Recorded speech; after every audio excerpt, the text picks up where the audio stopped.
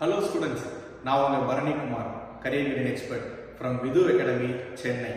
நம்ம இன்னைக்கு பார்க்க போற வீடியோ ரொம்ப இம்பார்ட்டன்டான ஒரு வீடியோ. என்னன்னா எப்படி VAT-ல ரேங்கை டிசைட் பண்றாங்க. இத பத்தி தான் இன்னைக்கு நம்ம டிஸ்கஸ் பண்ண போறோம். சோ இந்த வீடியோவை ஃபுல்லா பாருங்க.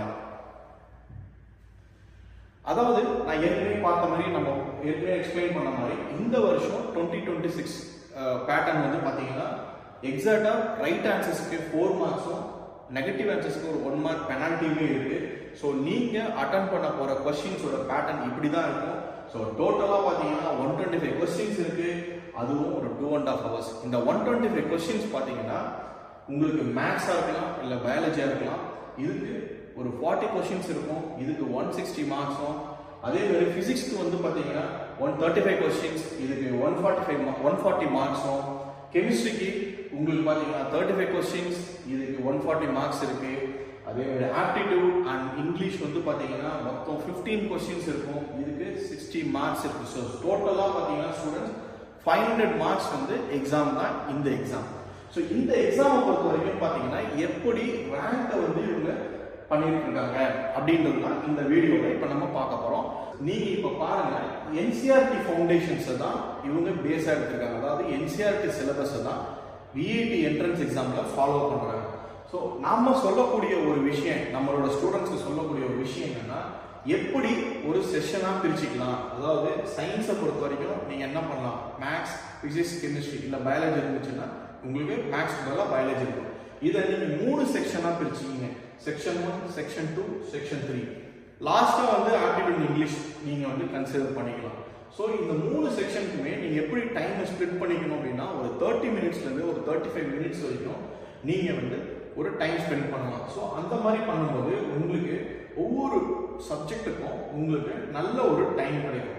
ஸோ நீங்க எப்பவுமே வந்து இந்த எக்ஸாமை பொறுத்த வரைக்கும் 30 to 35 மினிட்ஸ் வந்து ஒவ்வொரு செக்ஷனுக்கும் அலோகேட் பண்ணி நீங்க எக்ஸாம் வந்து அட்டன் பண்றது ரொம்பவே ஒரு நல்ல ஸ்ட்ராட்டஜிக்கல் பிளானா இருக்கும். இங்க வந்து நீங்க ப்ரையாரிட்டிஸ் பண்ண வேண்டியது என்னன்னா உங்களோட அக்யூரசி தான் நீங்க ரொம்பவே ப்ரையாரிட்டிஸ் பண்ணணும். அதே மாதிரி இந்த எக்ஸாம் பொறுத்த வரைக்கும் ஒவ்வொரு கொஸ்டின்ஸுக்கும் நீங்க எவ்வளவு ஸ்பீட்ல நீங்க கெஸ் பண்றீங்க, ஆன்சர் பண்றீங்கன்றது தான் இங்க மெஷர் பண்ணுவாங்க. இதை பத்தி நம்ம நெக்ஸ்ட் ஸ்லைட்ல ஒரு எக்ஸாம்பிளோடவே நம்ம பார்ப்போம், பாருங்க. ஸோ நம்ம கிட்ட இப்போ ஒரு எக்ஸாம்பிள் இருக்கு ஸ்டூடெண்ட்ஸ். இப்போ பாத்தீங்கன்னா நம்ம 2 ஸ்டூடெண்ட்ஸுமே ஒரே ஸ்கோர் தான் எடுத்திருக்காங்க, ஆனா 2 பேருக்குமே ரேங்க் வந்து டிஃபரெண்டா இருக்கு. ஸோ இப்போ என்கிட்ட வந்து பாத்தீங்கன்னா ஸ்டூடெண்ட் A இருக்காங்க, ஸ்டூடெண்ட் B இருக்காங்க. இவங்களோட ரேங்க் மட்டும் எப்படி டிஃபர் ஆகுதுன்றது நீங்க பாருங்க. ஸோ இந்த ஸ்டூடெண்ட் என்ன பண்றாங்கன்னா ரொம்பவே முக்கியமா எவ்வளவு கொஸ்டின்ஸ் அட்டன் பண்றோம், எவ்வளவு மார்க் எடுக்கிறோம் அப்படின்றத ரொம்பவே டைம் எடுத்து ஸ்பெண்ட் பண்ணி இவங்க என்ன பண்றாங்க, மார்க் அப்டைன் பண்றாங்க. ஆனா B ஸ்டூடெண்ட்ஸ் பாத்தீங்கன்னா சேம் மார்க் தான் எடுத்திருக்காங்க, ஆனா இவங்க என்ன பண்ணிருக்காங்கன்னா more number of questions attend பண்ணிருக்காங்க.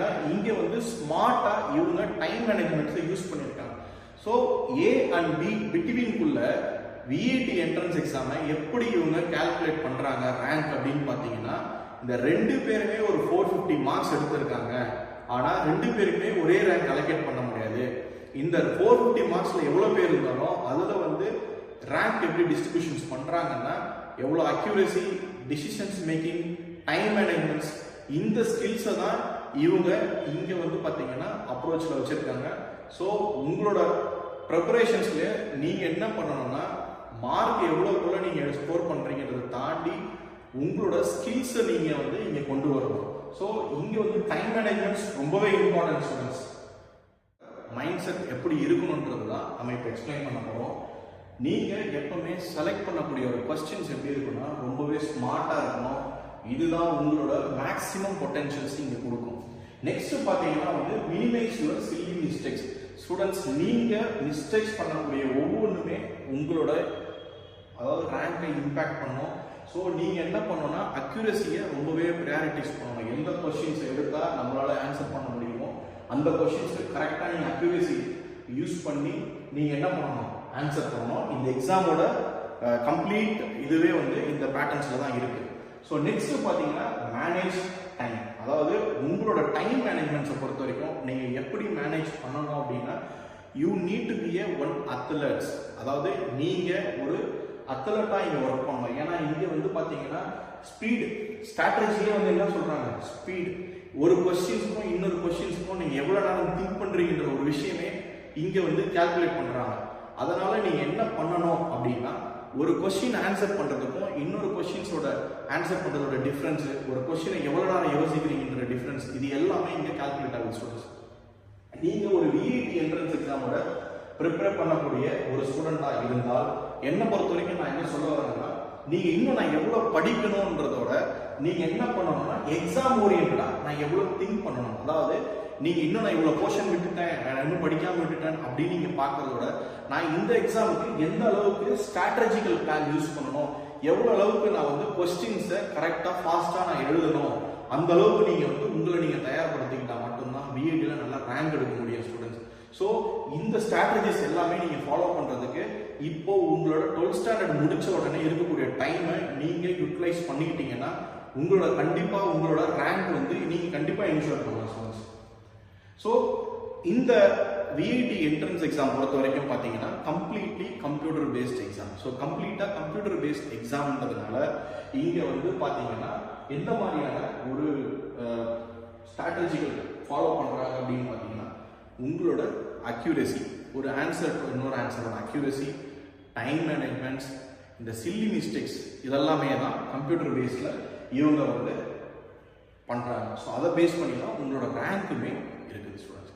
ஸோ நீங்கள் என்ன பண்ணுங்க அப்படின்னா, உங்களோட ப்ராக்டிஸ் வந்து நல்லாவே இருக்கணும், உங்களோட ப்ரிப்பரேஷனுமே நல்லா இருக்கணும், என்சிஆர்டி சிலபஸை நீங்கள் ஃபாலோ பண்ணணும், ப்ரீவியஸ் இயர் கொஸ்டின்ஸ் எல்லாம் நீங்கள் வந்து போட்டு பார்த்தா தான் உங்களால் கண்டிப்பாக ரேங்கை ஸ்கோர் பண்ண முடியும்.